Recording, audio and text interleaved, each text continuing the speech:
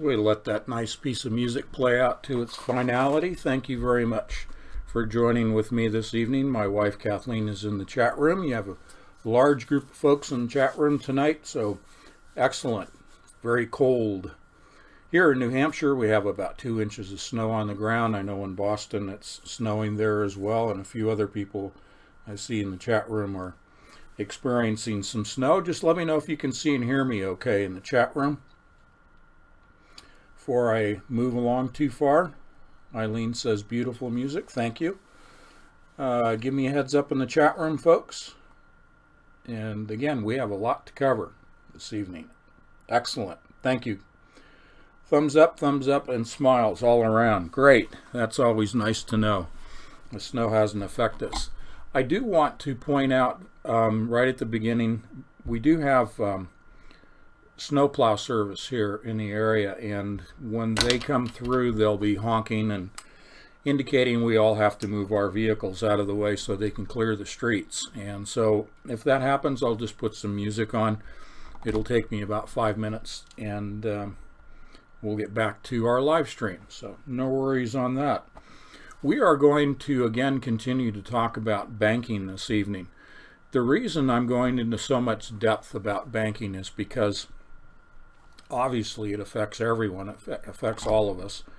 And by now, after 2 editions of Entangled magazine focusing on banking, specifically Libra cryptocurrency and blockchains, I want to take you in a little bit different direction in banking, and that will be highlighted by the article I sent a couple of days ago on HSBC.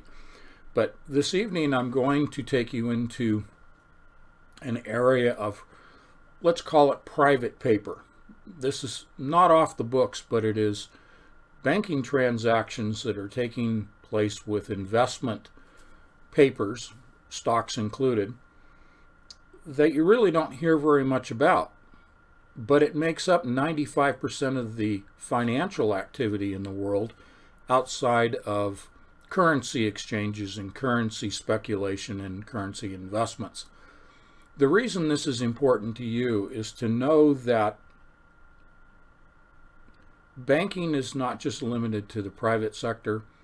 Banking's not limited to privately traded stocks on the stock exchange, to real estate, to mortgages, and the average business loans that are based upon debt. I'm going to show you where loans are made based upon equity. Completely different direction. Why is this important to you, for you to know? Because really 95% of the banking activity doesn't really hit public knowledge. And yet the HSBC migration of billions of dollars into the blockchain, just a few days ago this was announced and I shared with you, sort of opens that private door into private equity, private paper trade, to show us, the average people who are not the elite, and we're talking about banking for the elites.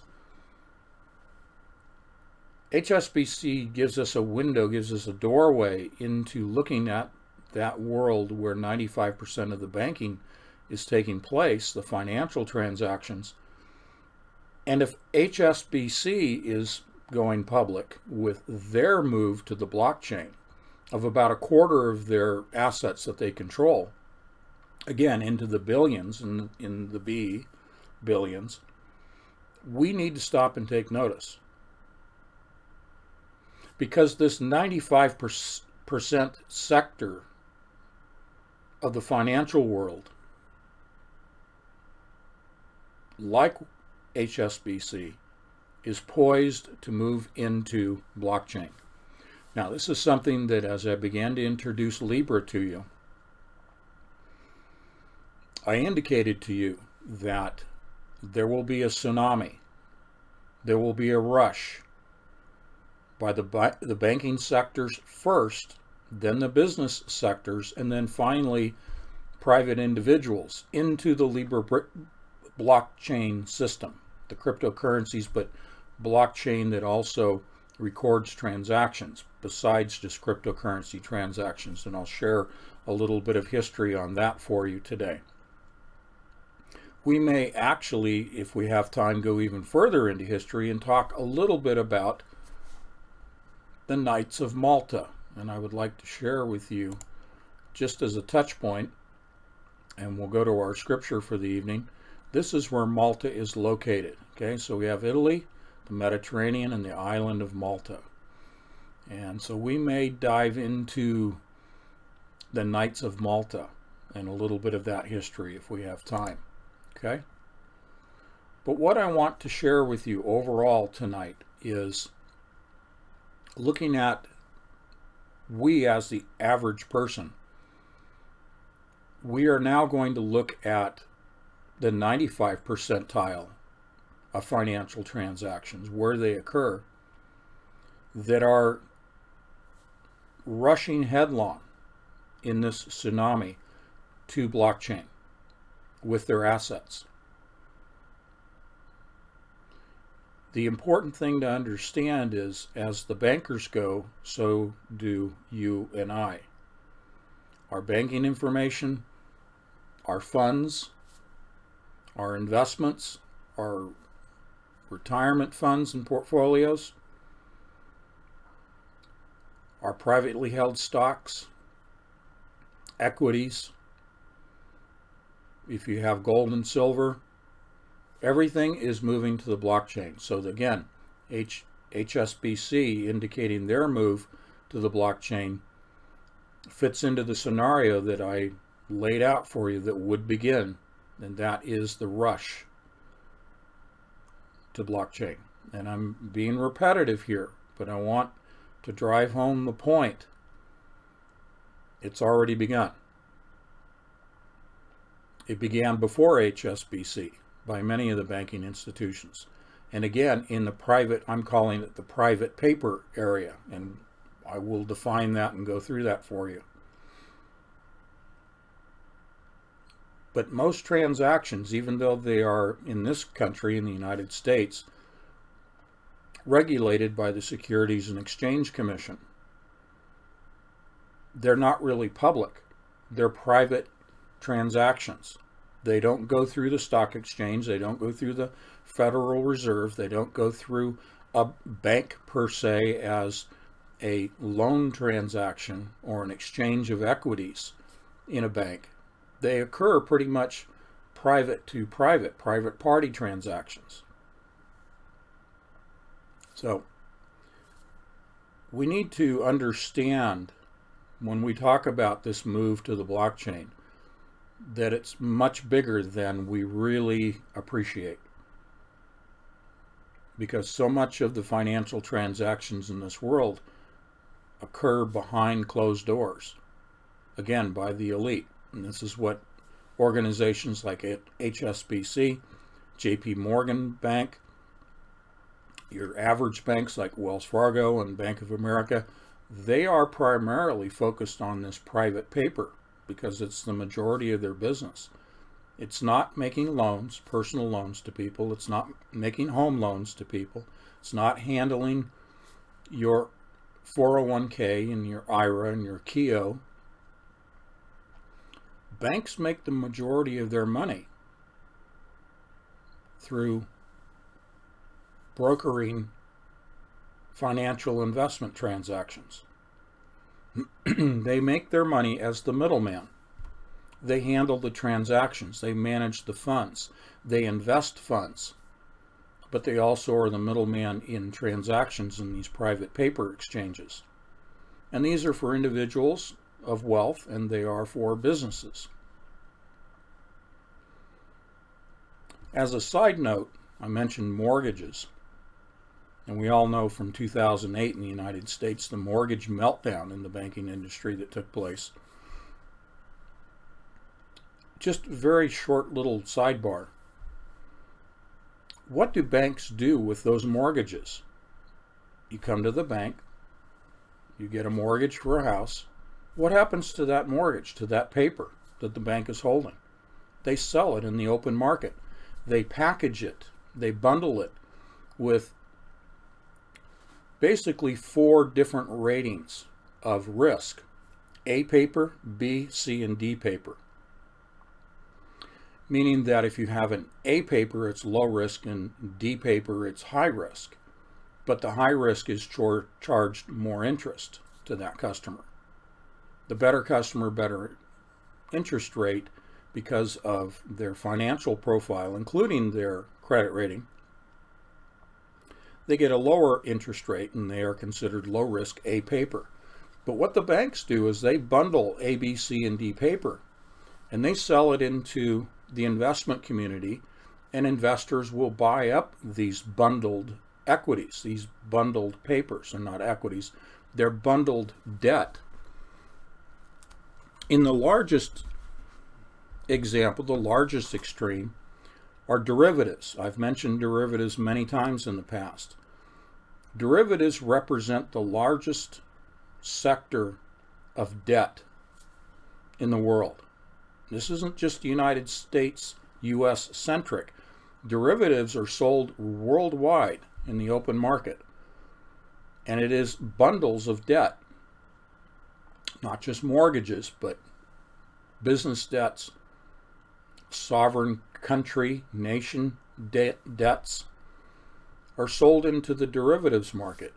If the derivatives market ever collapses, it will bring down all the economies of the world. It far exceeds in dollar value that of the US debt. In fact, derivatives as a debt structure exceeds in its total all of the combined debt of all of the countries of the world. It's beyond the quadrillions. It's into the sextillions. It's just incomprehensible money. This is why I said in the December issue of Entangled magazine, there's going to be a debt reset. And if we kind of work backwards, the debt reset comes after the economies of the world collapse and keep stepping back further. That is promulgated by war in the Middle East that we know from the book of Revelation, from Ezekiel, from Isaiah, from Jeremiah. Okay? So we know all of this is coming, and why I sort of do all this doom and gloom is so you're prepared, so that you're psychologically prepared, but spiritually prepared is the more important factor. So let's go to our piece of scripture for the evening.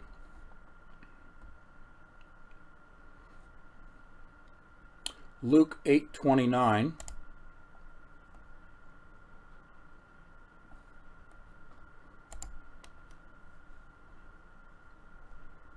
And hopefully I have it here.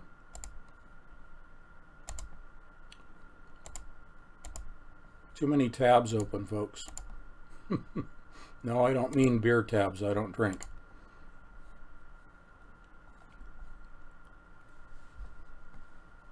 All right. Looks like I'm going to have to... I'm sorry, I had it open, but I've got too many tabs open now. Pardon my typing for just a moment.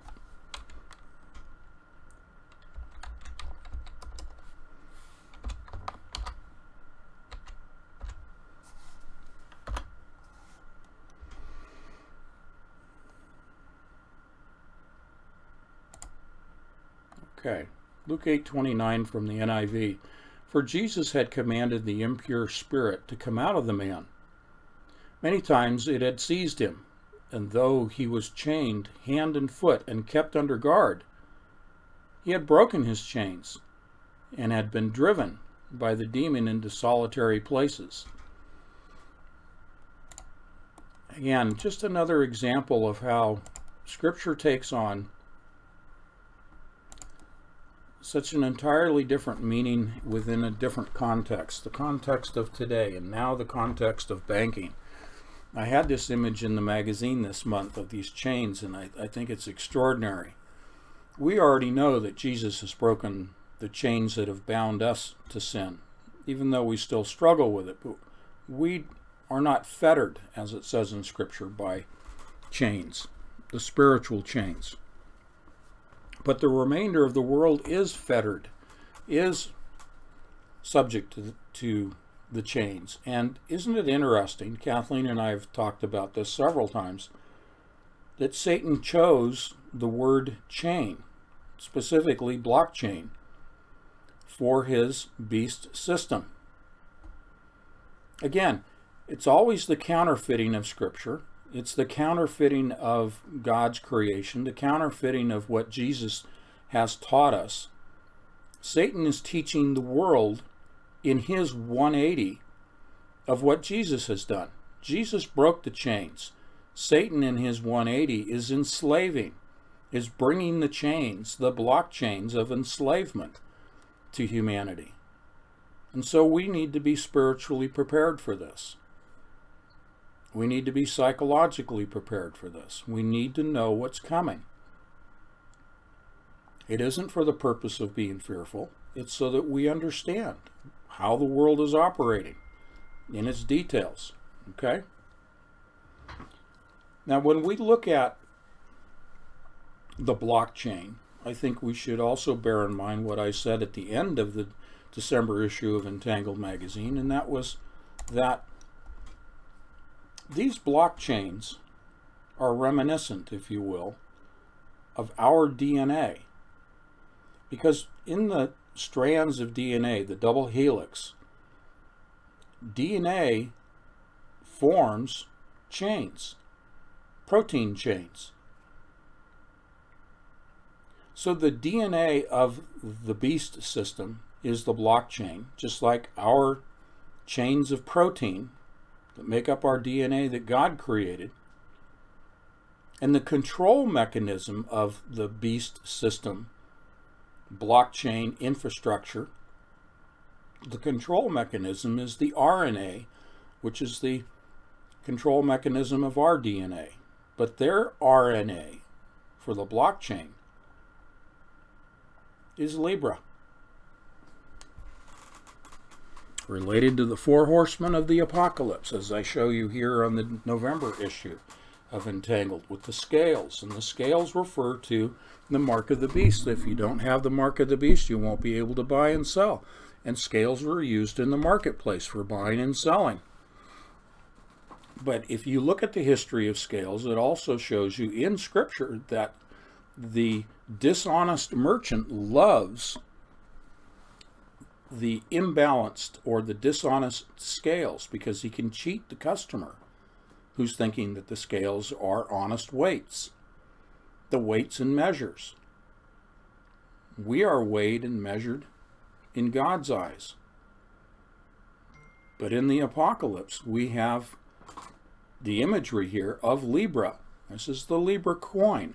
Okay, it won't be a physical coin, but this is their reason for calling it Libra, is because it's related to the scales of the astrological sign of Libra. Okay?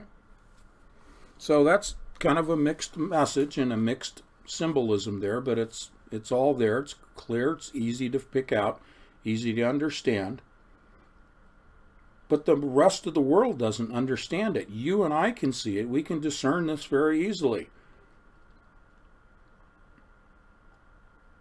We understand that famine is represented by the scales, as well as the mark of the beast, and a new system, a new economic system is what the scales represent, that is cheating humanity, just like the dishonest merchant with the imbalanced scales. This whole infrastructure system is designed to enslave, to wrap humanity in chains.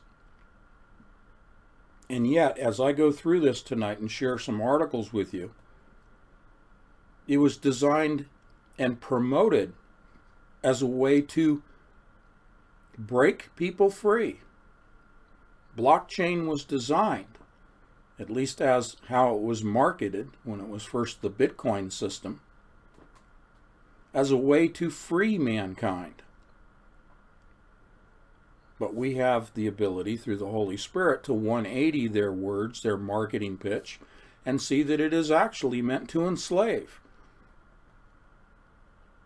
to chain up humanity. Because all of the data, not just financial, but all of the data of the world will be trapped, enslaved, bound up in the chains of the blockchain. And the only way to operate in this world within that new system, that new economic blockchain system, is to take the mark of the beast. We don't need to worry about that. We don't need to take the mark of the beast. God will provide for us supernaturally. Now, I'm remiss in also addressing, before we get into the articles, Jesse and Levi and Deborah, whom we're keeping in prayer for their needs. I'm not going to cite the needs, but if you would, just in general, pray for them, for their needs. I don't want to embarrass anyone, okay? Okay? So Deborah, Levi, and Jesse, and I know that we have others in the chat room. I won't cite their names, but there are a couple of people in the chat room tonight that have emailed us as well. So just as a group of patrons, please keep each other in prayer. It's necessary. Facing what we're talking about in these live streams, we need to uphold one another in fellowship. Okay?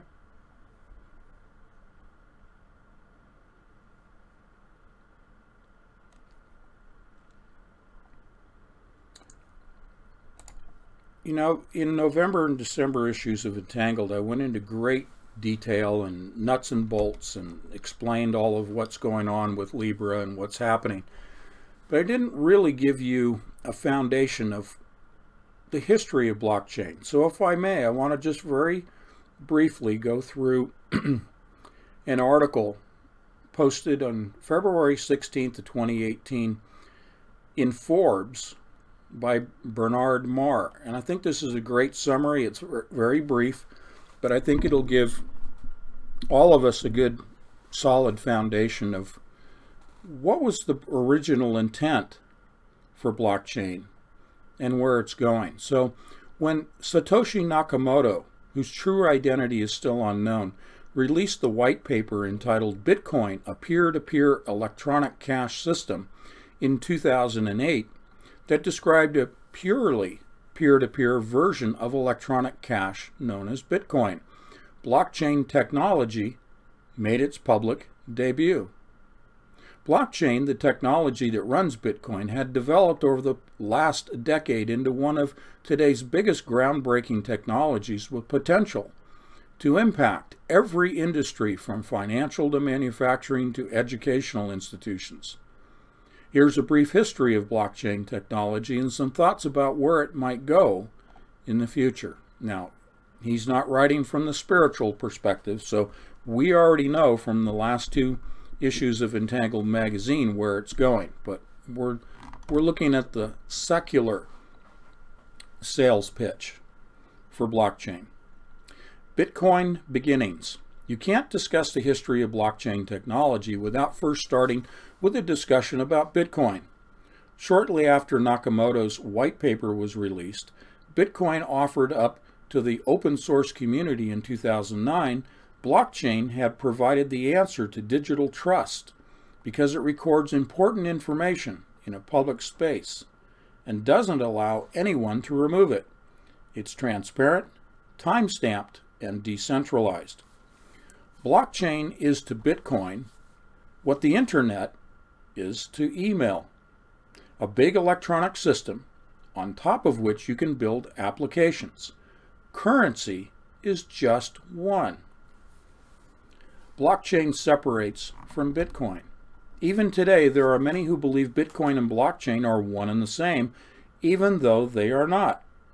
Those who started to realize around 2014 that blockchain could be used for more than cryptocurrency started to invest in and explore how blockchain could alter many different kinds of operations. At its core, blockchain is an open, decentralized ledger that records transactions between two parties in a permanent way without needing third-party authentication. This creates an extremely efficient process, and one people predict will dramatically reduce the cost of transactions. When entrepreneurs understood the power of blockchain, there was a surge of investment and discovery to see how blockchain could impact supply chains, healthcare, insurance, transportation, voting, contract management, and more. Nearly 15% of financial institutions are currently using blockchain technology. Okay, again, the date on this article is 2018. Ethereum rises. Smart contracts. Vitalik Buterin, co-founder of Ethereum and Bitcoin Magazine, was also an initial contributor to the Bitcoin codebase, but became frustrated around 2013 with its programming limitations and pushed for a malleable blockchain. Met with resistance from the blockchain community, Buterin set out to build the second public blockchain called Ethereum.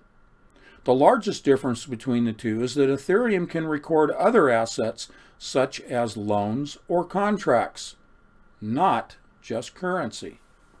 Ethereum launched in 2015 and can be used to build smart contracts, those that can automatically process based on a set of criteria established in the Ethereum blockchain.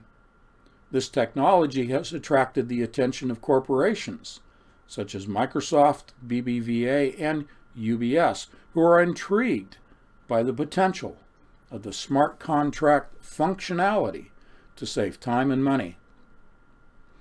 Okay, so then he goes into talking about proof of stake and mining, things that I covered in the December issue of the magazine. Let's go to the last comment here. Blockchain scaling on the horizon. Since currently every computer in a blockchain network processes every transaction, it can be very slow. A blockchain scaling solution would determine how many computers are necessary to validate every transaction in a way that doesn't compromise security. Today, Bitcoin is just one of several hundred applications that use blockchain technology. It's been an impressive decade of transformation for blockchain technology, and it will be intriguing to see where the next decade takes us. Well, I would say it's going to be more than intriguing, as we have already laid out here. So there's your basic foundation to it, in case you were wondering. But I think, again, it's the topic of smart contracts is the point at which you begin to see more than just financial assets, for example, that are under management by HSBC and other banks, because it's too easy to become focused on cryptocurrency like Libra and not take into account the movement, for example, of Facebook's, its user data, and migrating all of that into the blockchain, which they've already done. This is almost 2 years old now, that information. The point is that healthcare records, insurance records, not just transactional, not just smart contracts, but public records and private records into the blockchain system. So it's inevitable. I mean, this tsunami is already on shore. It's already flooding the villages. It's already flooding the streets. It's not a matter of if it's going to or when, it is now. The tsunami has already broken on the shoreline.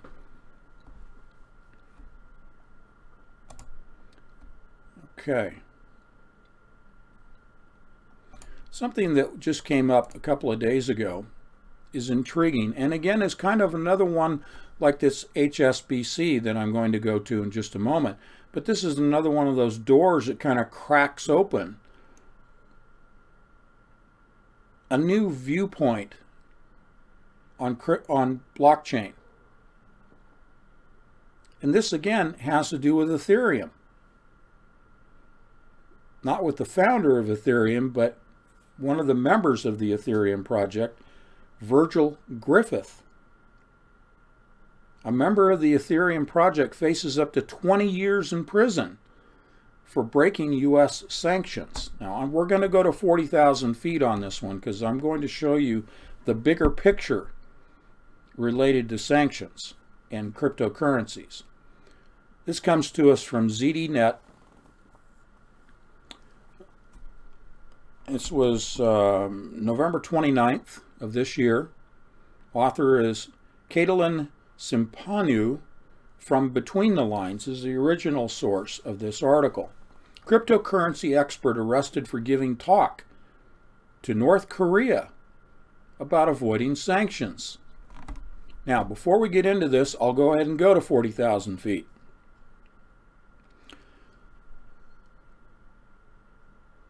I gave you the background, a little bit of the background on blockchain.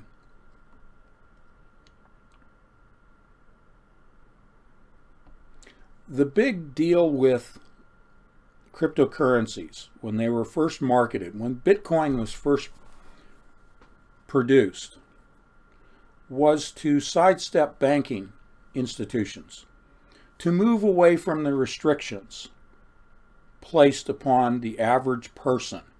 Remember, peer-to-peer transactions. It was designed for the average Joe Bag of Donuts to be able to operate in a banking community apart from the banking community, to operate in a buying and selling, although it hasn't really reached that crescendo of buying and selling because you can't take Bitcoin into Walmart, as I've said over and over. But the idea was that you could invest in something that would increase in value, so it was speculative. But the sales pitch for Bitcoin and then Ethereum and others was that eventually these could be used for the average everyday person to use in daily transactions. It has not arisen to that level yet. Okay? But the idea was that you had a sense of freedom using Bitcoin because you didn't have to go to the bank for your monies. You didn't have to go through the stock market to invest. You didn't have to buy real estate through a broker or through a bank in order to secure that real estate, because real estate became one of the principal places where Bitcoin was accepted in trade. So the big picture from 40,000 feet related to sanctions is related to the original design of cryptocurrencies was to circumvent the banking system for the average person, peer-to-peer transactions apart from banks, and that you could send money around the world through the blockchain apart from the banks. It is this apart that I want to emphasize. This is where Virgil Griffith got in trouble, because it wasn't the banking system that he was apart from, but it was the U.S. federal government who had placed sanctions, trade sanctions, on North Korea. And we all know about sanctions, Iran, etc. Okay? He tried to take the model for cryptocurrencies, circumventing apart from the banking system and moving apart from U.S. sanctions. Well, he couldn't do that. Why did the banking community allow Bitcoin and Ethereum and others to operate apart from them? Why didn't the banks try to squash cryptocurrencies? Because they knew what they knew what the long-term picture was. They were at 40,000 feet and could see the game board. Because the banks, as I've demonstrated to you in the last 2 issues of Entangled Magazine, the banks have always been a part of the move to a cryptocurrency. to the blockchain. The banks have always been a part of it. But the average person thinks that they're operating apart, separate from the banks with cryptocurrencies, when in fact, from the bigger picture perspective, they're still trapped. They're still chained to the banking system. Now, the federal government had a problem with Mr. Griffith trying to move apart to get North Korea to be able to develop their own cryptocurrency so they could be in a position to move apart from the U.S. government's sanctions. How would they do that? That would be through a cryptocurrency for buying and selling those things that were prohibited in trade by the United States government. Businesses were sanctioned, meaning that they could not do business with North Korea. Well, if it didn't involve the banks in terms of US dollars or currencies from other countries, those other countries could avoid, through the blockchain system, through the use of cryptocurrencies, could buy and sell independent of the sanctions of the US government, because they would be using a system that is viewed as outside the control of the US government. The blockchain system. I know it sounds a little convoluted, but just think of it this way. North Korea could do business with any of those countries that were under those sanctions by using a different form of currency to pay for what they wanted, and that which they could not obtain otherwise. So let's look at this article, because again, it kicks the door open a little bit. U.S. authorities arrested a cryptocurrency expert and member of the Ethereum project for traveling to North Korea and giving a presentation at a tech conference about using cryptocurrency and blockchain to avoid international sanctions. The man, Virgil Griffith, 36, a resident of Singapore, and a U.S. citizen, was arrested yesterday at Los Angeles International Airport and arraigned in court today, where he was formally charged. In a press release today, the U.S. Department of Justice said Griffith traveled to North Korea in April of 2019, where he gave a technical talk at the Pyongyang Blockchain and Cryptocurrency Conference. According to the Department of Justice criminal complaint, the State Department denied permission and warned Griffith against traveling to North Korea to attend the conference. Despite receiving warnings not to go, Griffith allegedly traveled to one of the United States' foremost adversaries, North Korea, where he taught his audience how to use blockchain technology to evade sanctions. By this complaint, we begin the process of seeking justice for such conduct, said U.S. Assistant Attorney General John Demers. Okay, so you get the picture here. I'm not going to go through all the background on this stuff, but the idea here is Griffith was using the same model that Ethereum and Bitcoin originally designed to circumvent not sanctions, but to circumvent the restrictions within the banking community and the fees that are charged, the transactional fees that are charged in the banking community, freeing up individuals for peer-to-peer transactions with almost zero cost involved in those transactions. Okay? I'm giving you the focal point here, which is transaction fees. We're at 40,000 feet, the big picture, transaction fees. I pointed this out November and December in the magazine. The founders of Libra, they put up $10,000 apiece to be a founding member. Why do they want to be a founding member?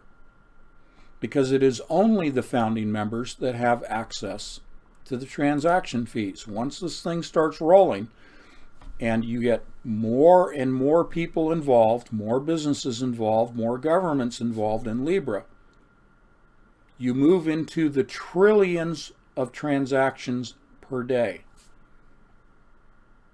Now, the fees that are projected will be anywhere from 1/10 to 100th of a penny per transaction. But then you multiply that by trillions per day, and it's all going into the pockets of the founders, of which there are only 28 right now, but there will be as many as 100. They have just, based on transactions, okay, which was the reason for creating the cryptocurrencies, was to circumvent the banking world's transaction fees and governmental restrictions. We have Griffith, who was trying to circumvent sanctions using the same idea of circumvention, moving apart, but it didn't work.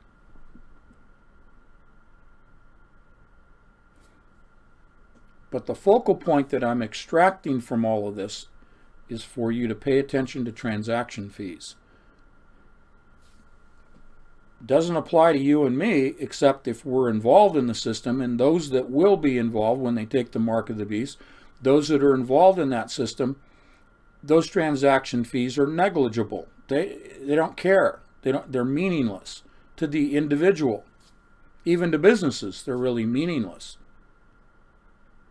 So why am I making such a big deal about transaction fees if they're meaningless to the users, even in the peer-to-peer transactions? Because it's the multiplication factor that results in an entirely new wealth generating system. You are looking at right now what I'm sharing with you. Kicking that door open a little bit. You are looking at transaction fees that are astronomical in their valuations, that are more valuable than all the gold and silver on the planet, more valuable than any sovereign fiat currency, more valuable than any existing cryptocurrencies, and will do only the support of Libra cryptocurrency and the increased valuation of Libra alone, leaving all other cryptocurrencies to become obsolete. Because if you look at the increase in the valuation of Libra based upon the transaction fees coming into the Libra control mechanism of the founders, which is their reserve fund, that reserve fund increasing, filling its coffers with transaction fees, which only that very small group of founders will have access to. It renders all other cryptocurrencies obsolete and valueless. Okay? Because they are not, those cryptos are not tapped into the quantity of transactions that Libra will. And why will it be Libra? Because Libra will be the only blockchain system that the banking sector will move its assets into, as we're seeing right now with HSBC, of that private paper that I spoke of, followed by the business sector, the corporations, all moving into blockchain, not just their financials, but all of their records, all of their smart contracts, like with Ethereum. Then the average Joe Bag of Donuts, the average person in the peer-to-peer transaction world, and in that transactional world of going to Walmart with your Libra coin, everything in that stratification that I just gave you, from individuals to corporations to the banking sector itself, all generate transaction fees. Existing cryptocurrencies don't have access to that. They never were designed for that. Only Libra is. Remember, Libra is a transactional cryptocurrency. All others are speculative investment vehicles. and they will be worthless. And gold and silver will be worthless. The transaction fees is what's hidden, because it portends an entirely new economic system. People will be focused upon, like this whole announcement of Libra, that they hung the face of Mark Zuckerberg and Facebook on it and called it Facebook's cryptocurrency. And I've demonstrated to you clearly that Facebook is only one of the existing 28 founding members. But because it has a huge database of users, they put that up, Facebook, as the public persona. Remember, this is all smoke and mirrors. This is all black magic, literally. I'm not being, allegorical here. This is black magic. So the magician distracts with one hand the audience while he's actually performing the trick with the other, unseen and unheard, unnoticed. That other hand that goes unnoticed that I'm revealing to you are the transaction fees. What the public sees, besides the stupid thing of Facebook, what the public sees is the value, and it will be an increasing valuation of the price of the Libra coins. They will go up in value. And that's all the public will pay attention to. So that's the one hand over here doing the magic trick for the public, for the audience, while the other hand is over here doing transaction fees. And those transaction fees are the real wealth generator. That's the gold mine. And that's what the bankers knew from day one when Bitcoin was launched. The bankers knew the long-term game because they were at 40,000 feet and saw the game board. So they didn't try to stop it. In fact, they quietly encouraged it to their elite customers, their wealthy customers. They said, don't worry, we're going to show you how you're going to benefit from this.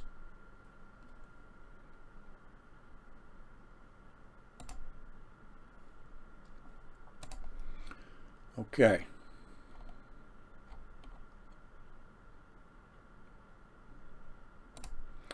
That private paper we were talking about is known as private placements. And I think you've already read the article, but we'll just very quickly look at this, because I have a lot more to bring into this. Some of you may not have seen the article yet. It's in the archives on anthonypatch.com for patrons. HSBC moves $20 billion from paper to blockchain in one of the biggest financial deployments. We covered this in the last live stream. I'm not going to go into it. I'm just giving you the headline here as we're going to move along. Blockchain and banking continue to push new boundaries with a relatively untested technology, offering lots of promise and potential, but not finding too many direct uses as of yet. That's what I mean. You can't take it into Walmart. Okay? HSBC, one of the largest banking and financial services organizations in the world, headquartered in London, is planning to make a bold $20 billion step.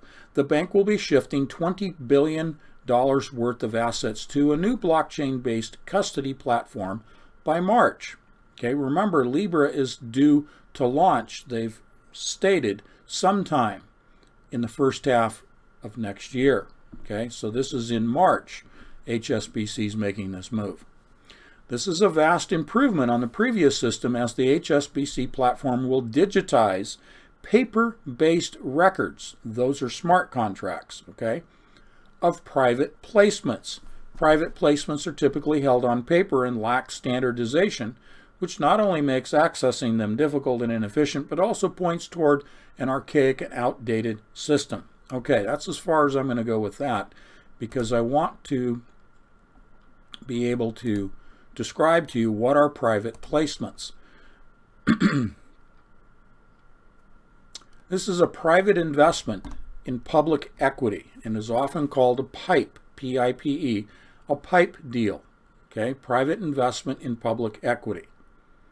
It involves the selling of publicly traded common shares or some form of preferred stock or convertible security to private investors. It is an allocation of shares in a public company, not through a public offering in a stock exchange. PIPE deals are part of the primary market. In the U.S., a PIPE offering may be registered with the Securities and Exchange Commission on a registration statement, or it may be completed as an unregistered private placement. So when they say the primary market, this is what I meant by the 95% of what is going on in the financial world is in this primary market. The primary market is the part of the capital market that deals with the issuance and sale of equity-based securities to investors directly by the issuer. Investors buy securities that were never traded before.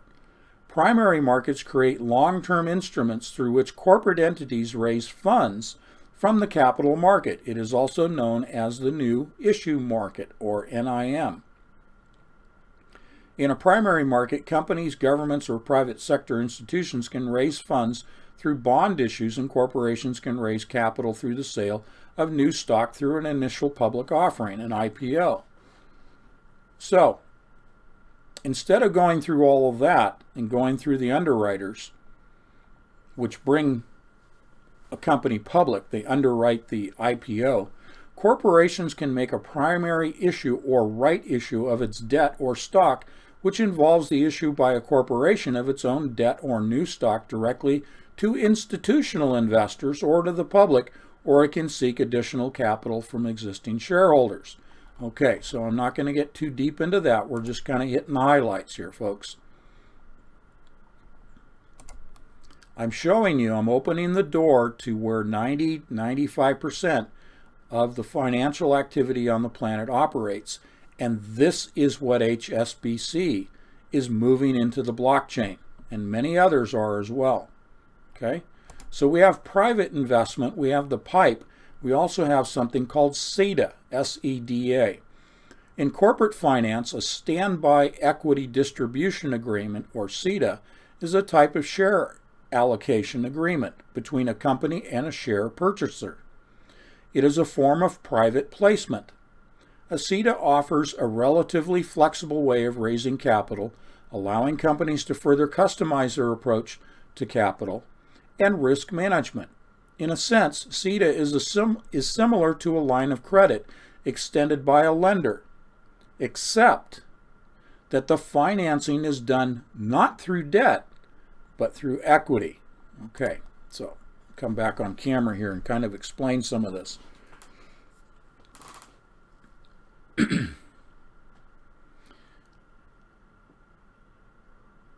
In a private placement, and I'll be very simple about this with the example. In a private placement, as I just read under SEDA, let's say a business wants to raise money for the purchase of capital equipment. Okay, it wants to buy computers, milling machines, whatever. Capital expenditure. It has, for one reason or another, decided not to go to a bank for that money. One, the transaction fees and the interest charged on that loan is typically higher with a bank, whereas the transaction fees in a private placement transaction, private paper, is very low, and there's really no interest being charged. Sometimes there is, sometimes there isn't. Typically, there's no interest involved in this loan. This is why SEDA is taking the equity in the company, offering that as collateral to someone who will buy stock in that company and provide in exchange for that stock their currency. And that currency goes to that business, They use the currency for that capital expenditure. Transaction fees are low and there's no interest. Why would an investor buy stock in that company, taking an equity position? That's what stock represents, is equity in the company instead of debt. Why would an investor do that? Because they're able to buy the stock at below market price.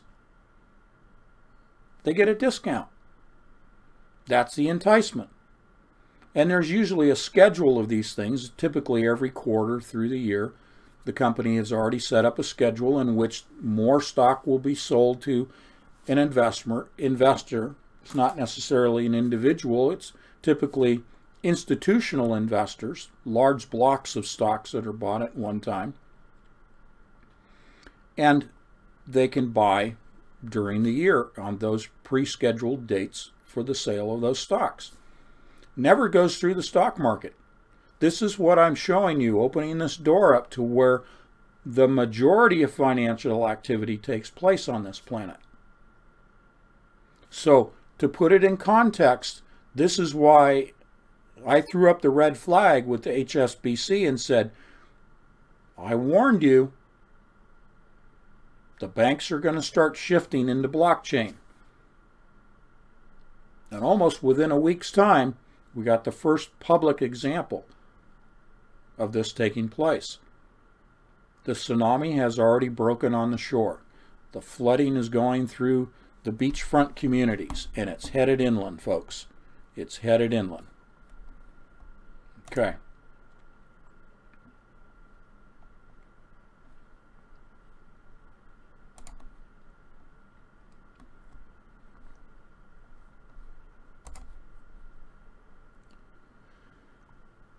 Okay.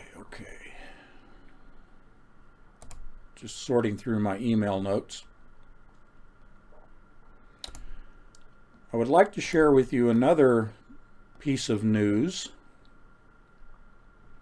This has to do with the BRICS. This comes to us from Cointelegraph by Julia Magas, published November 26, 2019. BRICS nations discuss shared crypto to break away from the US dollar and SWIFT. Now, we just had Mr. Griffith present to the North Koreans how to avoid sanctions by using cryptocurrencies. In other words, the North Koreans creating their own cryptocurrency. Well, now we have a group of nations that want to move away from the US dollar and away from SWIFT, the core of the banking system, SWIFT, by having a shared cryptocurrency amongst those nations. This, like HSBC, an indicator of the tsunami, now you have nations moving to cryptos, to the blockchain in the tsunami. Now, the BRICS are defined as nation states, okay? Brazil, Russia, India, China, and South Africa, otherwise known as the BRICS, is an economic bloc and are engaging in discussions to issue cross-national digital money. Okay? Cross-national digital money. Remember what I've been saying. No longer will there be a national sovereign currency. Nations will no longer hold their own currencies. This is saying here, discussions to issue cross-national digital money. That's doing away with national sovereignty within the blockchain environment, okay? Continuing. In order to reduce the dependence on their economies on the United States, as reported by Cointelegraph on November 14th. What will the new cryptocurrency look like? How does the BRICS group plan to use it? And are there any existing projects underway that seek to achieve a similar goal of independence on such a high level? You see that word apart, moving away from, being apart from the existing systems.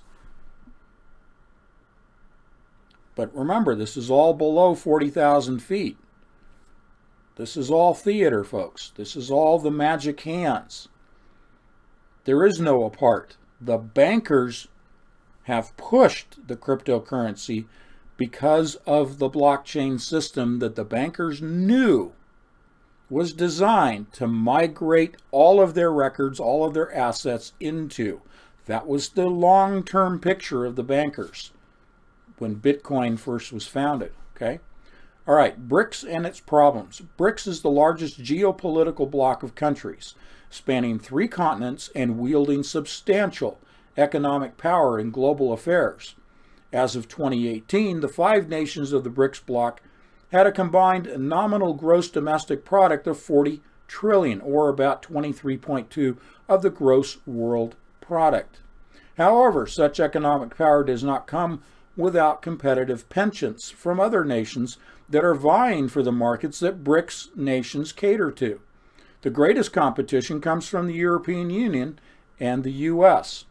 The political experience of recent years has shown that BRICS countries' diplomacy has arguably failed in alleviating international sanctions, especially in politically sensitive markets such as the arms and the energy carriers markets. However, advances in technology are here to help out where politics cannot, as blockchain and digital assets have the potential to open entirely new horizons for finance. Again, this is moving apart. Mr. Griffith, in my opinion, did exactly what the BRICS are talking about. Now, the U.S. government can't hold the BRICS nations hostage. They can't arrest them for violation of the sanctions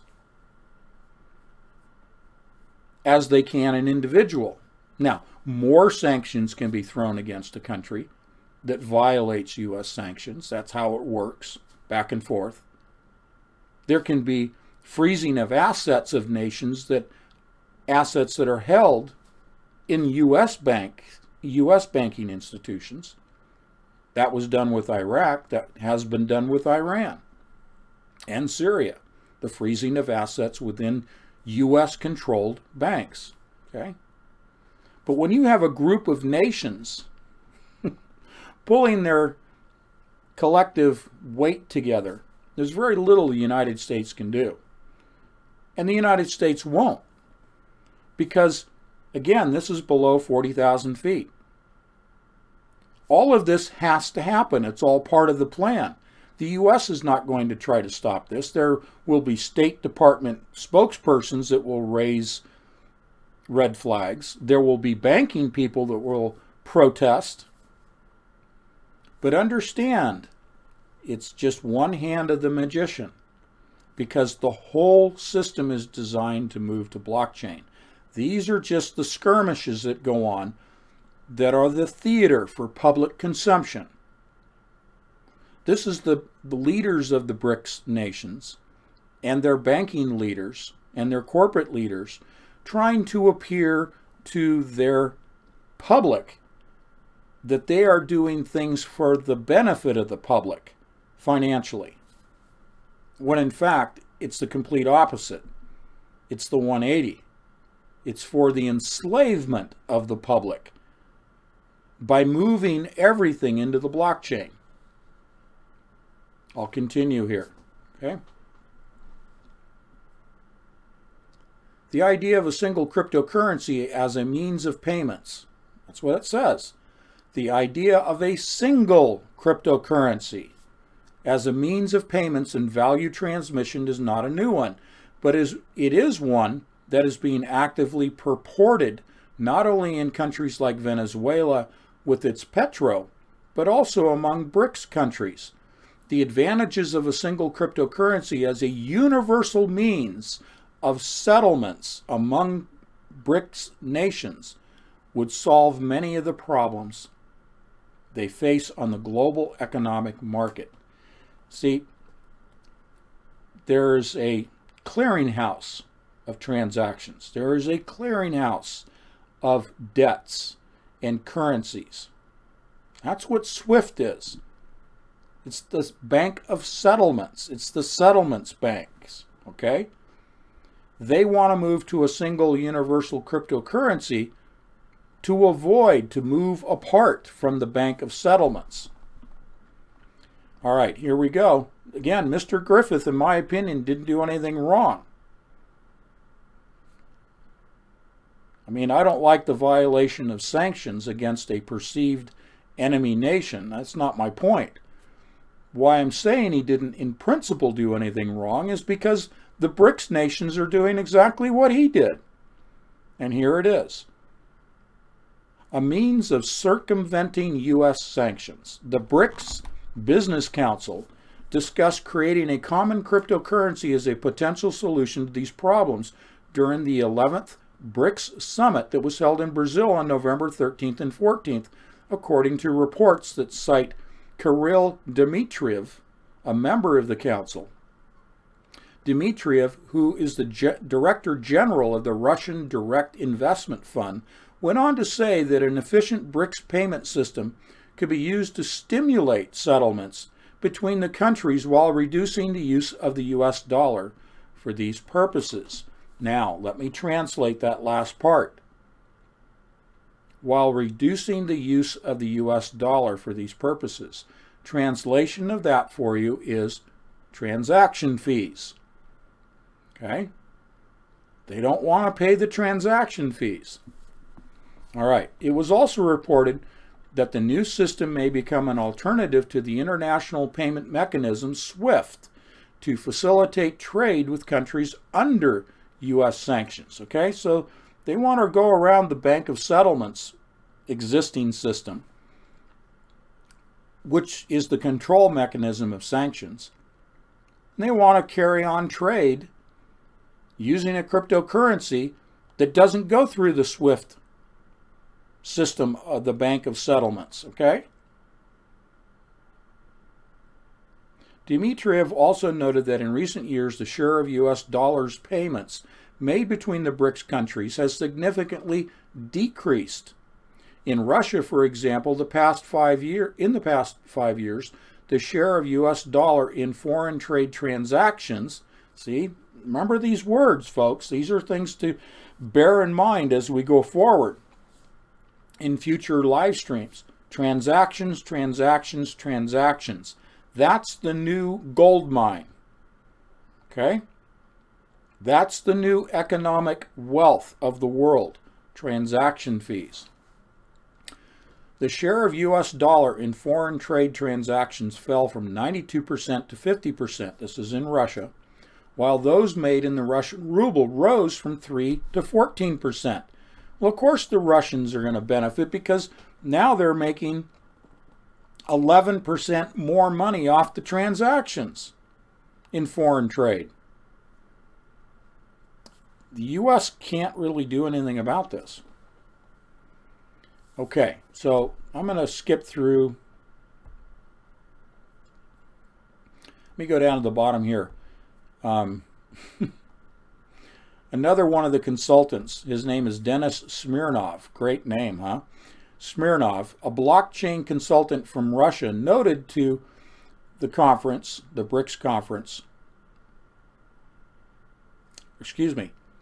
noted to the conference the convenience and reduction of transaction costs as some of the advantages of creating a single cryptocurrency system for the BRICS countries, calling it an alternative to bonds.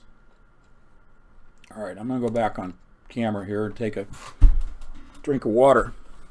I know this sounds like, wow, you spend an awful lot of time talking about banking. But our world is designed around banking. That's what's in it for you and me. We have to understand where these big players are shifting to in the tsunami. Because the tsunami carries us. The tsunami impacts us. We're the villagers on the beach in the grass huts. We're the apartment dwellers and condominium owners on the beach, up on the top floor looking at the tsunami coming in below us. Where can we go? Maybe we're not being drowned, But we're surrounded, we're flooded. Okay? That's what's in it for us. And just when you go out and do your own research, when you look at articles, keep that word transactions firmly in your forefront of your research, because that's the new gold mine, and nobody's going to be talking about it.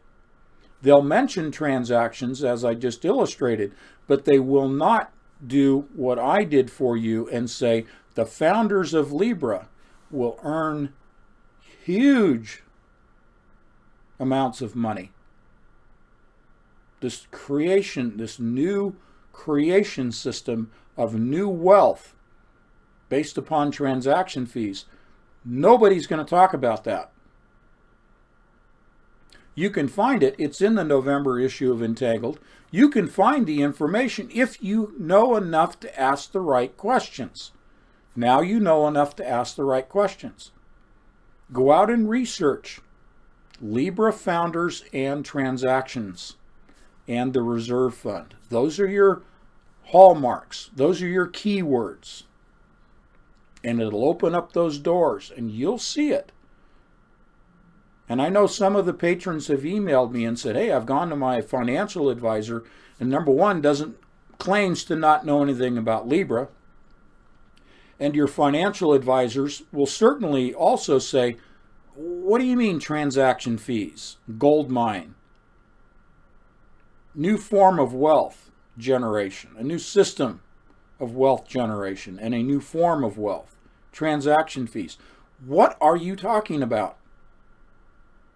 That's what your financial advisors will probably say to you. Number one, any financial advisor that claims today to not know anything about Libra, to have never heard about Libra, much less know anything about it, is lying. They are told, do not educate your clients about cryptocurrencies. We don't want them going into cryptocurrencies. We want them to stay in our banking system because of our transaction fees in a bank or in an investment house that is managing your portfolio of investments.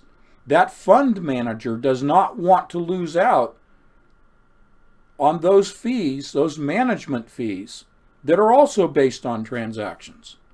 So they don't want you to talk about Libra. They don't want you to know about Libra. And they sure as heck don't want you to know about how much money they're making on transaction fees today and how much is going to be made in the Libra system on transaction fees. Because the guys at the top of any investment institution, any investment company, any investment house, and any bank, the guys at the top are the ones that are going to be making money off the transaction fees. No one else in the banking stratification will. Okay? The reason I can say that is, again, we look at HSBC, we look at the private paper, as I call it, the private placements.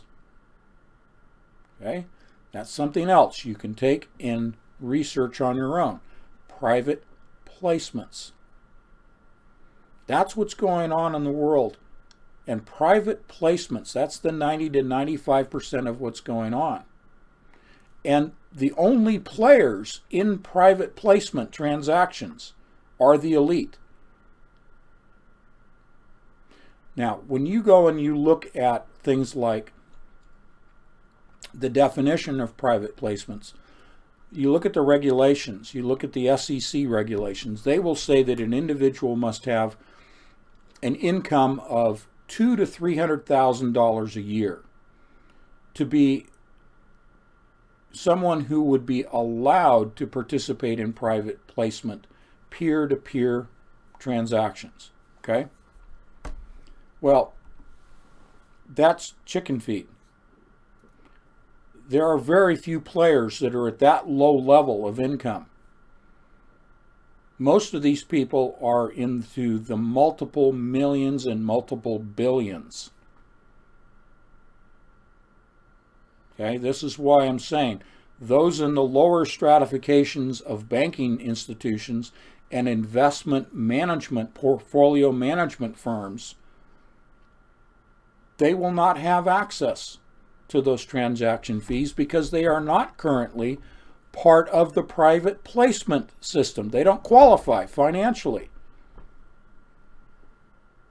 So private placements are going to be, as a system that is described here in Forbes, as difficult and inefficient and archaic and outdated.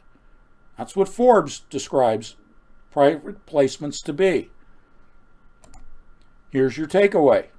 If it's archaic, outdated, cumbersome, it's not transparent, it's difficult to manage, this is exactly what HSBC is saying is their reason to move into the blockchain.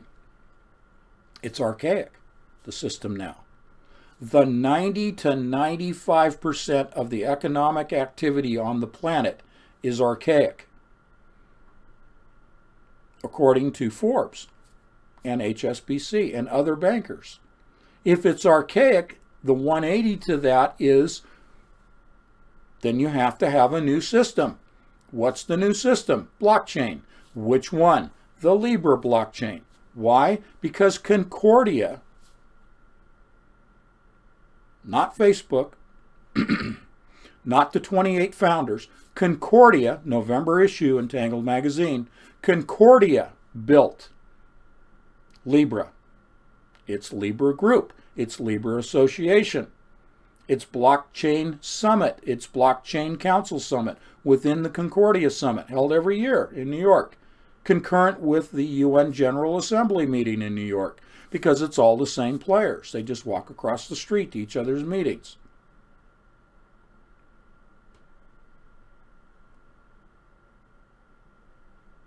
Libra is too far along to be displaced by any existing or soon to be launched cryptocurrency. Again, cryptocurrencies are designed not for transactions, but for speculative investment purposes. Only Libra is designed, and I shared with you in the December, Algorand, the algorithm, the encryption algorithm of Algorand, coupled with dust identities, nanodiamonds, that is the system already in place that ensures that Libra will always be the preeminent cryptocurrency. It will be the global one world currency. It's a standalone. It is apart from all other cryptocurrencies. It is apart. It circumvents, like the sanctions, it circumvents the existing system of private placement, 95% of the world's economic activity. It is circumventing that. It is moving away from the archaic system of the Bank of Settlements, that's SWIFT, the Bank of Settlements of transactions. It's moving away from the US dollar as the reserve currency, the petrodollar, the oil-based dollar, moving away like Russia and the other BRICS nations already are doing.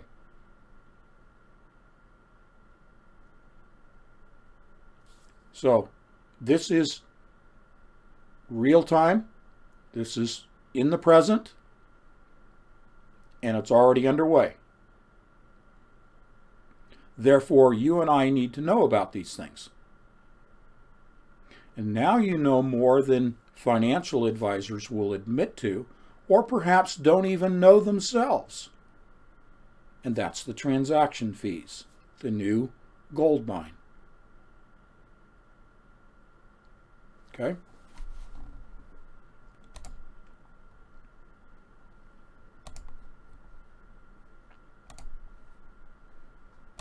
This is actually kind of like a Thursday classroom day. It's so deep and detailed, and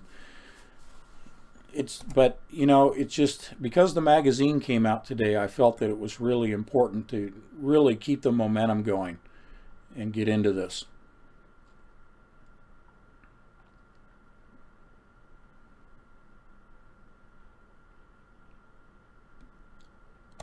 Okay.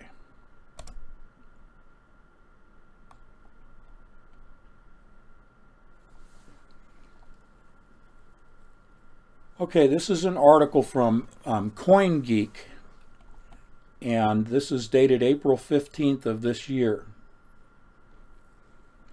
And this involves a company called DQR, Digital Quantitative Research. DQR's Christian Handel, education is part of Satoshi's vision. The global adoption of, they say it right out front, folks. Okay? That's why I'm sharing it with you. The global adoption of cryptocurrency will hinge on the ease of use and accessibility, of its technology. Dr. Christian Handel, CEO and founder of DQR, joined CoinGeek's Becky Ligero to talk about his company's recent partnership with Genesis Mining to do just that. Now, that's not gold mining, folks. That's cryptocurrency mining. I defined that in this month's issue of the magazine. And why DQR has chosen to set up shop in Malta. So we are going to go to the island of Malta, and this will segue us over into a little historical background on the Knights of Malta. So I'll leave that up just for fun, just so you're not looking at me reading all the time. We were originally, let me back up. The story of how DQR and Genesis Mining decided to team up goes far back. It's a very interesting story, actually, Handel explained. We were originally purchasing Bitcoins directly from the founders of Genesis Mining. And this was before they even created the company. And then it was at such a frequency that they said, why don't you join and mine with us? It was a group of friends, and it was actually quite interesting. The reason they ultimately decided on a partnership had to do with the ease of use and an idea to scale to the greater market. Okay? Remember, just like transactions, just like the word apart, just like private placement, keep in your notepad there the word scale or scaling, because it's the ability to scale the cryptocurrency transactions to where the entire planet can be enveloped, can be enslaved in chains. It has to be able to scale. Existing cryptocurrencies are very limited in their ability to scale for transactions. That's what scale is really targeting, is transactions. Libra, however, is designed from the beginning to scale for transactions for the entire planet. That's another marked distinction between Libra and existing cryptocurrencies. Okay? The reason they ultimately decided on a partnership had to do with ease and an idea to scale to the greater market. Years later, we approached them and said, you know what? You guys made mining so accessible. Why don't we look at trying to make cryptocurrency, the exchanges, more accessible? So we founded DQR. DQR stands for Digital Quantitative Research. It aims to make it as simple as possible to get access to the cryptocurrency space. That's for the average person to have access, folks. And it isn't just restricted to existing cryptocurrencies. This is going to be rolled over into Libra. I'm showing you the building blocks of the blockchain. I'm showing you the components. I'm showing you the jigsaw puzzle pieces coming together so that you have a clear picture from 40,000 feet. Okay. Here's a quote. We're trying to make it easy to understand what it means to be in the blockchain space. What does blockchain mean? What does cryptocurrencies mean? So we have an education. We have research. We then make it very accessible to get into the space by creating simplified products.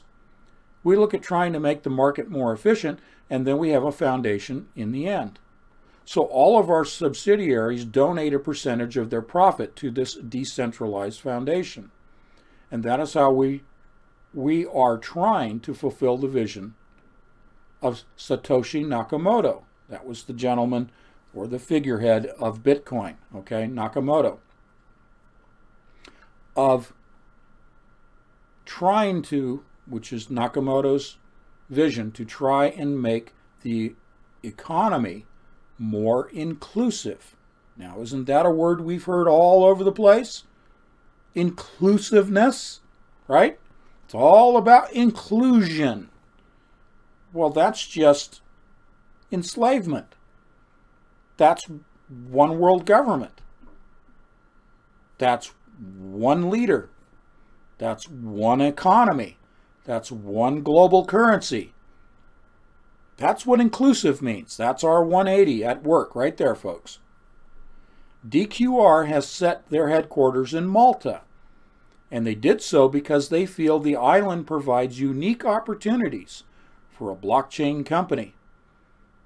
So we came to the island in December last year, and we immediately engaged with the government, and we spoke about the regulation topics. We went through what blockchain means to the people of Malta, how that can alleviate their, how that can elevate their presence in Europe. DQR's founder explained, we also took a lot of our experience from Germany and Switzerland and brought that also on board. And then at the same time, we said we are going to create a kind of education curriculum that we can work with the University of Malta or even in Germany. And we have information on our website. We have articles, we have videos, so it really makes it easy to understand about this space. Now let me share with you, I'm not going to read it, but there's some other articles I have that have indicated, just as Kathleen and I said about 2 years ago, we said at the elementary school level, Python is being pushed on these little kids at elementary school level to learn how to code in Python. Python is the predominant language utilized in the world of artificial intelligence, folks. Like education for Python is now pushing not just at the university level, but pushing down through the full levels of the education system. Children learning about blockchain and cryptocurrencies, following on the same heels, the same pattern of education in Python is education in blockchain for children. All right, continuing. Part of the reason they chose Malta was because of its storied history and culture. I think just like the Maltese Knights, blockchain has a certain property there. I know that they refer to the blockchain pioneers as kind of knights, protectors of the industry. There are certain values between the knights and the culture of Malta, as well as in the blockchain space. We're trying to reach out to those that are less fortunate. See, they always have to do that, don't they? The less fortunate. We're trying to build an economy that is much more inclusive. There goes my voice. Inclusive, right? And serve the underbanked. Now that's another term I've shared with you in November, and I've been sharing with you in some of the live streams.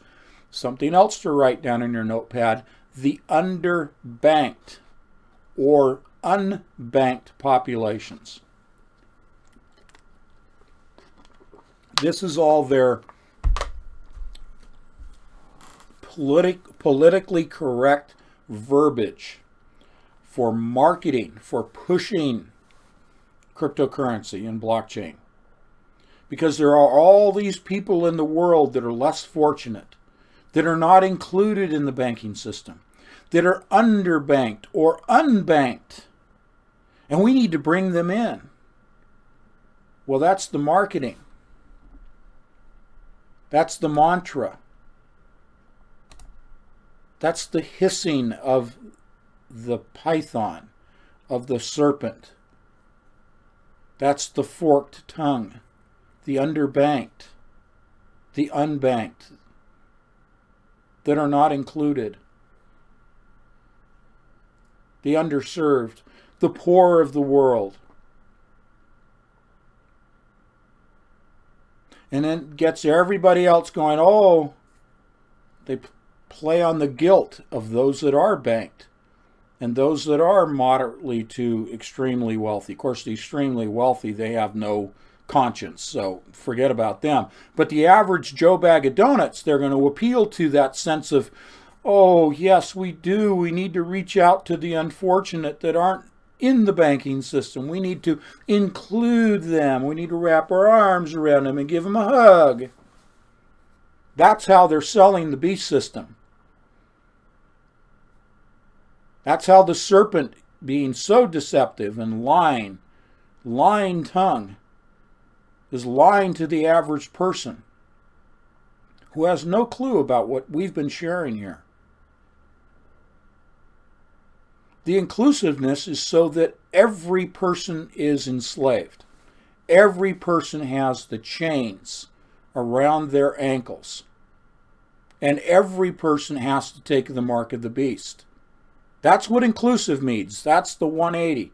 Underbanked, unbanked, that's the 180. We need to enslave those people. They're not part of the system.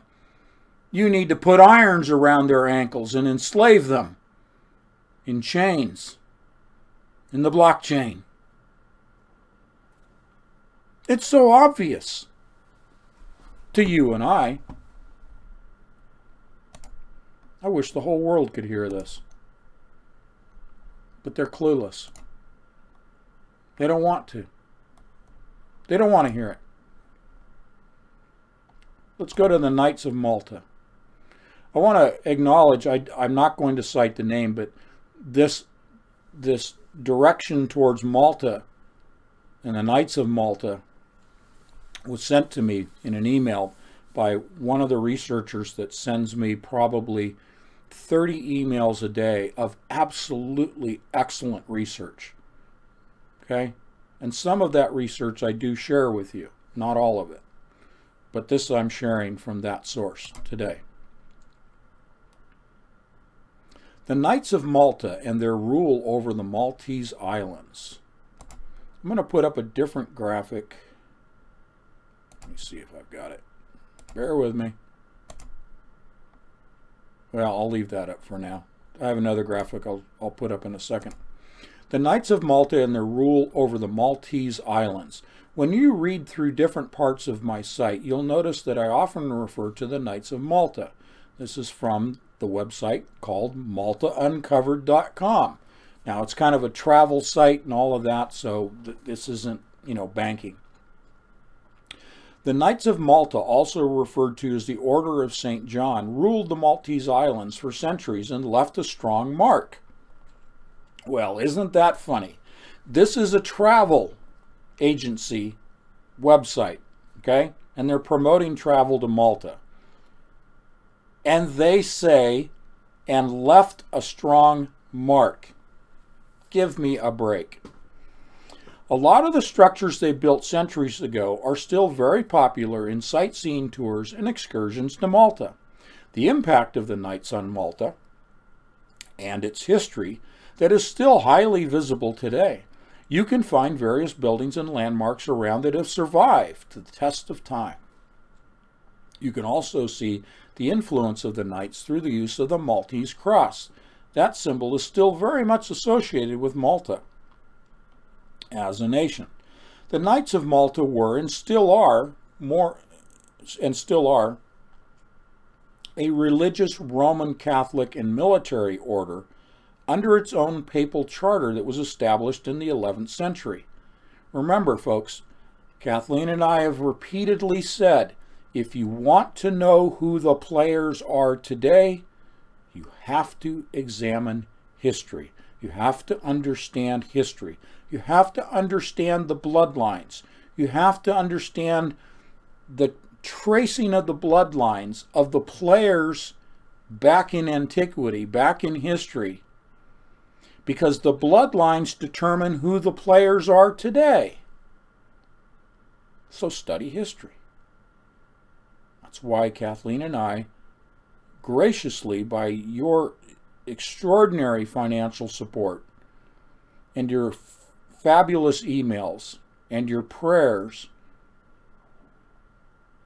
you have allowed us, you've given us the opportunity to be your researchers of history and to report upon it. So let me continue here. Before the established order existed, their predecessors, then referred to as the Knights Hospitaller, okay, almost like hospital, right? Or hospitality, the Knights Hospitaller, were associated with a hospital in Amalfi, present-day Italy. Their primary mission was to provide care for the sick, poor, or injured pilgrims returning from the Holy Land. Do you hear echoes of what I just read to you about DQR and inclusiveness? The underbanked, the unbanked, right? Okay. Malta, their primary mission was to provide care for the sick, poor, or injured pilgrims returning from the Holy Land, which refers to the present-day region of Israel and the Palestinian territories. Now, let me just toss in here, you guys, I'll go back on camera. You guys are well-versed in history on the Knights Templar and the Maltese Knights, the Knights Templar. That's the foundation of the banking system. You know this. They were protecting pilgrims on their pilgrimage by taking on deposit, so as to protect, taking on deposit their gold, their silver, if they had coin currencies, okay? Because there were raiders, there were pirates, there were thieves that would accost the pilgrims in their travels, and they would be robbed of all their financial holdings, whatever they may be. So those financial holdings were given, they were entrusted to the knights. Well, the knights then decided that, you know what, we could make some money. Transaction fees. Interest. We could manage these funds. Management fees. Interest. Transaction fees. Knights Templar. Knights of Malta. Nothing new under the sun. Same players are at work today as the times that I'm describing now in the 11th century.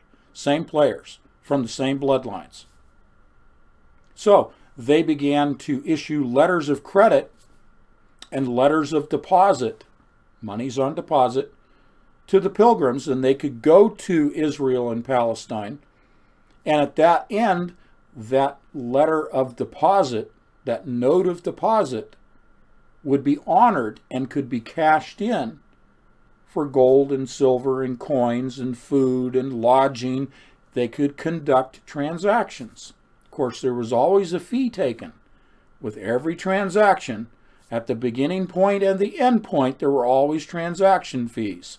And the poor pilgrims, the Joe Bag of Donuts of the day, had to pay the transaction fees.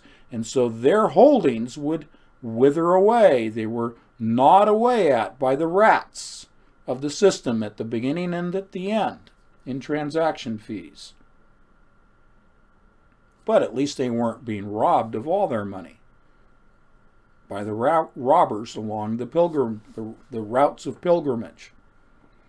But then the banking system developed in which letters of credit were issued based upon those assets which the Knights Templar really didn't have ownership of. It wasn't theirs. The Knights of Malta, holding monies that belonged to other people, assets belonging to other people, they would then say, you know what, we can do fractional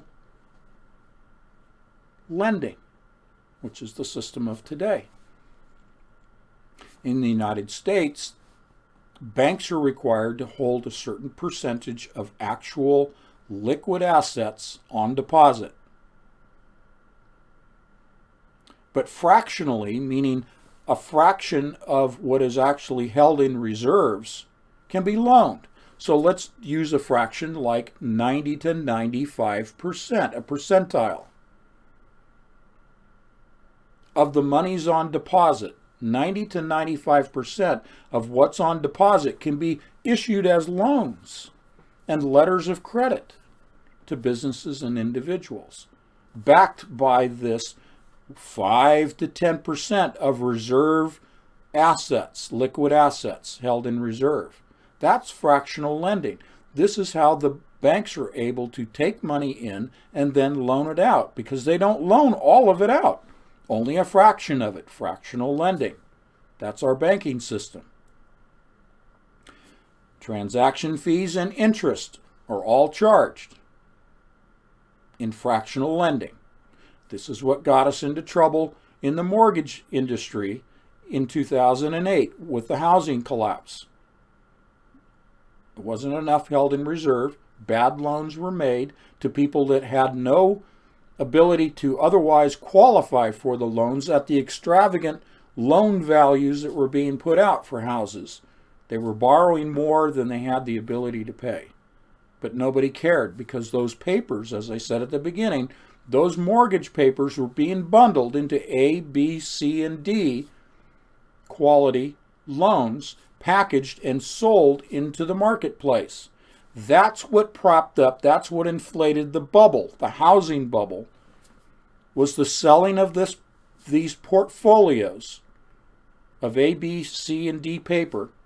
These portfolios being sold again, sold again, sold again, sold again, because they were always trying to sell to the next guy that which the holder of knew was intrinsically worthless, that it was a bubble. So to the unsuspecting investor, they'd make it very attractive, and they would sell this worthless portfolio of mortgage paper. Some good mortgage, A, and horrible mortgage, D, paper, sold to the next unsuspecting investor. And this would go on and go on. It was a Ponzi scheme. It'd go on and go on and go on. And it went on for years, and all of a sudden, the bubble burst. Those in the investment world said, we're not buying garbage paper anymore. We're not going to buy worthless paper anymore. We don't want to be stuck with it. So we're stopping. Well, that spread like wildfire. You talk about the 1929 Depression. You talk about the collapse of the U.S. stock market. Nothing in comparison to 2008 with the collapse of the housing market. Now, it was propped up. There was quantitative easing by the feds. Interest rates were adjusted. The supply of money in the marketplace was adjusted by the Fed and the Treasury. Bonds were sold, propped it up, and we kind of recovered. 2010, we kind of skipped, and then we recovered again. But it's all fiat, folks. It's all propped up. It's all worthless. Libra will be worthless. Transaction fees into the trillions of transactions per day, generating transaction fees, all worthless. And you know it's worthless. But the majority of the world, let's call it the percentile I've been using, let's call the majority of the world the 95 percenters, the 95 percentile, which includes the elite, the super wealthy, the uber wealthy, okay, who are all rushing like the tsunami to get involved in Libra, HSBC, blockchain. They didn't say Libra, but I know it's Libra, that they're eventually going to label this blockchain that HSBC has moved into. They call it a vault, but all of this is evolutionary. It's all progressive. It's all the jigsaw puzzle pieces coming together, and that's what I'm sharing with you in these live streams. I'm sure there will be more financial jigsaw puzzle pieces I'll be sharing with you, because this impacts all of us. But it's the 95 percentiles of the world who've turned their face from God, who refuse and deny Jesus Christ, who refuse salvation, who will take the mark of the beast. So you've heard of the 1%ers. Now you have the 95 percenters. And we'll go forward with that 95 percenter. And transaction fees. And apart. Okay? And the circumventing of sanctions. So I've given you a lot to chew on. There's more articles I have, but we're coming to a close here.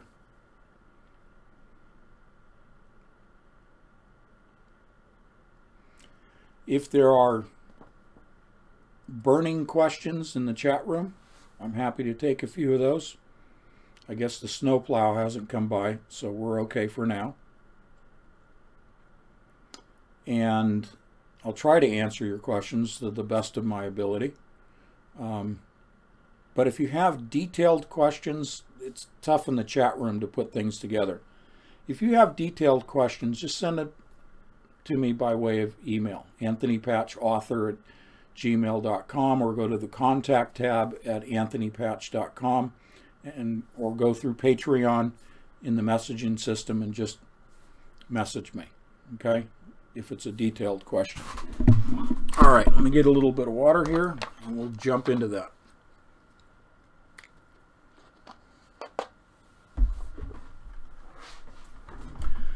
All right, let's see. If mortgage is not paid off, we will likely lose homes, right? Okay. All right.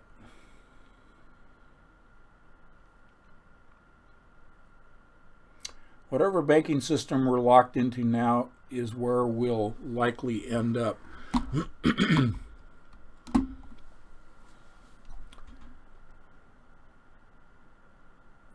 Okay.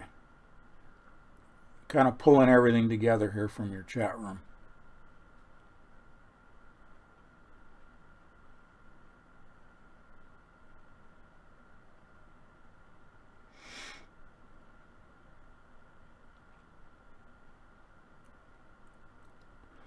Okay, so here's the thing. I think that's related to my scenario that I put forth in the December issue of Entangled magazine, as well as in our last couple of live streams, and that's this.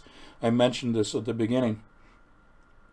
Economic collapse due to warfare, a debt reset, known as a jubilee year, every 7 years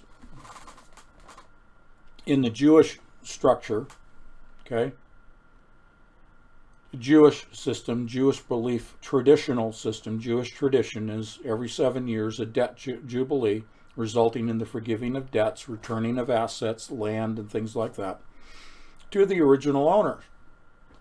Now, we don't own our homes. The question in the chat room related to mortgages and homes. I cannot honestly tell you what is going to happen when there's a debt reset. It's too complex. I know that the plans are in place, but I just don't know what they are. I can lend conjecture and supposition and kind of be a futurist, if you will, not a prophet, and, you know, look and extrapolate, as I often say, extrapolate what might happen. The elite will not, I don't think, will not want people tossed out of their homes, because they want a system to be operational. I think the finer question is, if you do not take the mark of the beast, will you be allowed to stay in your home? Will you be allowed to keep your job? Will you be allowed to go to the grocery store? I don't think so.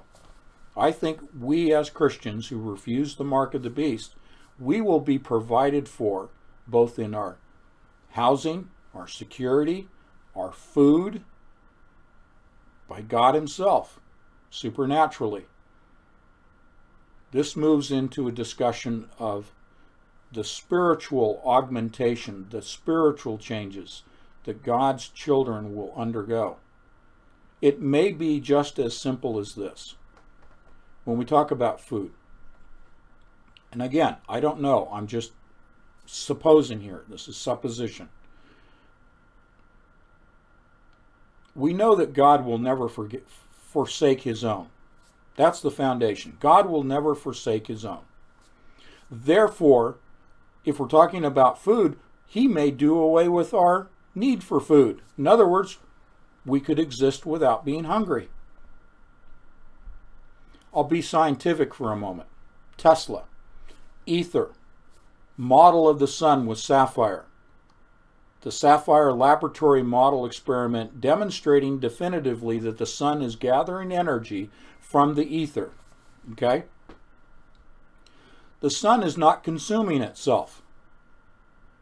It's gathering energy all the time from the surrounding ether of the cosmos. Could it be that we too will gather nourishment from the ether, that God will provide to us supernaturally through our environment, and our need for shelter likewise may not be necessary? I don't know. But I don't have any fear about being locked out of this beast system. And I don't fear death. If it comes to decapitation, Noahide laws, I'm not afraid of it. I know that God takes care of his own. He doesn't forsake us. So there's no reason to be fearful about all this. But we need to pay attention to it, to know what's going on, and in your own way be able to use bits and pieces of what I share with you for witnessing to others. For the ultimate purpose of all of these live streams is for the salvation of souls through Jesus Christ, the one and only true Messiah. Okay, Josh is asking if the Antichrist will hold a year of Jubilee. The debt forgiveness. Who will orchestrate it? Maybe is another way of posing that question. A good question, Josh. It's an Antichrist system. It's an Antichrist spirit. It is an Antichrist system that is led by the Antichrist.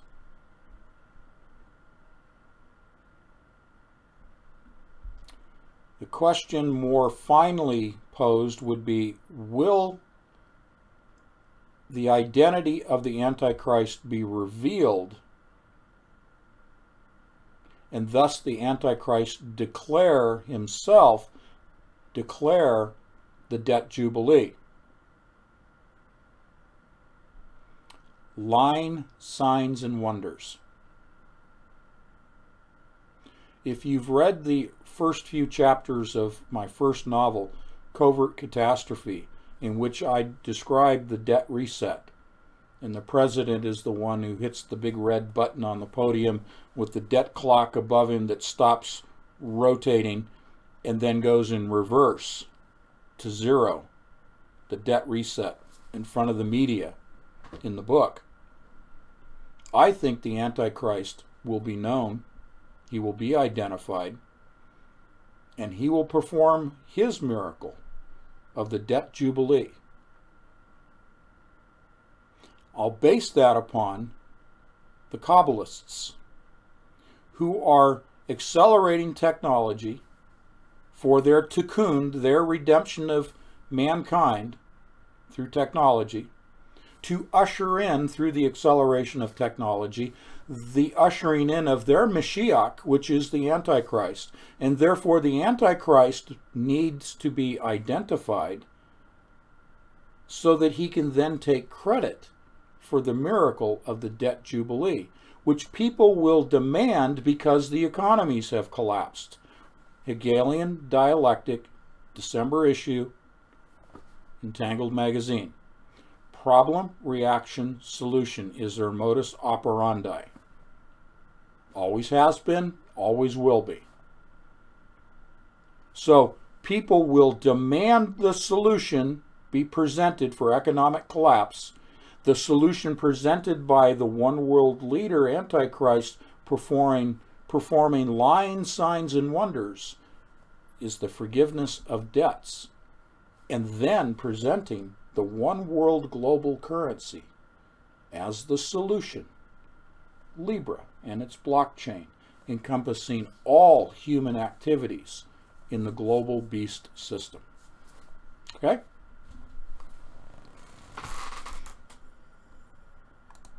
Okay.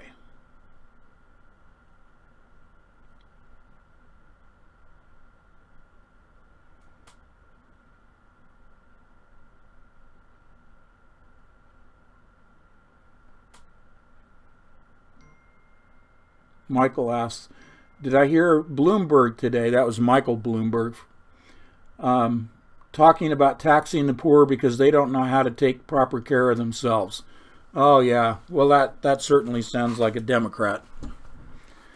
That sounds like a billionaire speaking, Bloomberg, right? All right, let's see. Explain how the Antichrist Jubilee will only get more people in debt or ensnared. Well, if the debts are forgiven, people will be ensnared not in debt, which is what we're all ensnared in now. All of the chains around our ankles right now, all the iron bracelets around our ankles with the chains, the ball and chain, is debt. Because all countries operate in a debt-based system. If you eliminate debt, you bring in a new system. If it's not debt-based, it's equity-based, as I was just explaining in the example of private placements, papers, and SEDA, S-E-D-A. The idea is that you trade equity, something of value, for something else. So what do you trade? If your debts have been forgiven, what equity do you hold that you can trade in order to participate in the new system, the new economy? What do you have to trade? What is your only equity? You have no debt and you have no assets. What's your equity that you have to trade in the new economy of the beast system? Your soul. Because you choose the mark of the beast so as to participate in the beast system, that last remaining piece of equity that you have is your soul.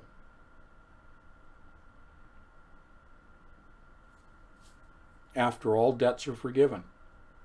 It doesn't mean that all of a sudden debts are forgiven and now everybody is debt-free, that now they have more money, that they have more liquidity, that they have more equity. You can't. You cannot have wealth because the wealth was derived from debt. All of our paychecks, all of the monies that you donate through Patreon, all of our savings and checking and investments inherently are worthless because they're based upon debt and debt spending, debt investment and debt spending. Therefore, when you eliminate debt, you eliminate the debt-based system, you eliminate all perceived wealth. It evaporates. Your equity is gone. You have no debt and you have no equity. You have no capital. You have no liquidity. You have no assets. It's all gone. Again, the debt reset comes after the collapse of all of the economies around the world. The global economy has to collapse first. And it does that because of warfare. Why does the global economy have to collapse? Because you have to get rid of, as I said, with the, what was it? The DQR scenario, talking about private placements, an archaic system. This is what HSBC is talking about. It's an archaic system. So you have to get rid of it. You have to destroy it. Both the perceived wealth and the debt, the slate has to be wiped clean. That's what happens in the Jubilee. See, most people don't understand this. In a 7-year Jubilee, it's not just eliminating the debts and returning properties to the original owner and the forgiveness of loans, but it means everybody has to start over. Now, it didn't do that in Jewish tradition because people were able to hold their liquid assets. They were able to hold the properties that they got back. Okay? But they lost in the forgiveness of debt. That potential income paid to them through the servicing of that debt, transaction fees and interest. So they actually lost money when the debts were forgiven. That's the 180 of the Jubilee, folks. Those that were owed monies paid back lost money in the Jubilee. That's the 180. Most of us just look at it from the debtor perspective and go, wow, yeah, that's pretty cool. My debt is forgiven. But what about the poor guy that you owed money to? He loses. And you actually lose too.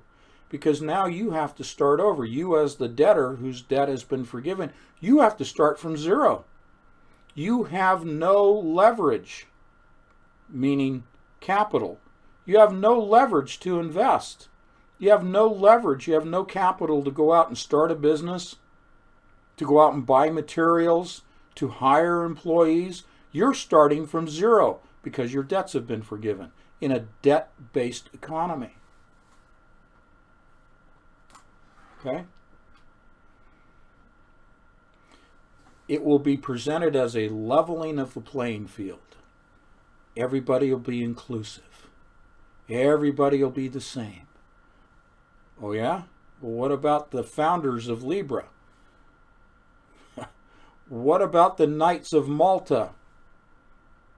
What about the Knights Templar? We understand the players of today because we understand the players in the past. And we trace the bloodlines. And therefore we know what they're going to do today because they did the same in the past. Only now it's very different than the past because now we have the technologies that allow for a single global system. And that has never been the case.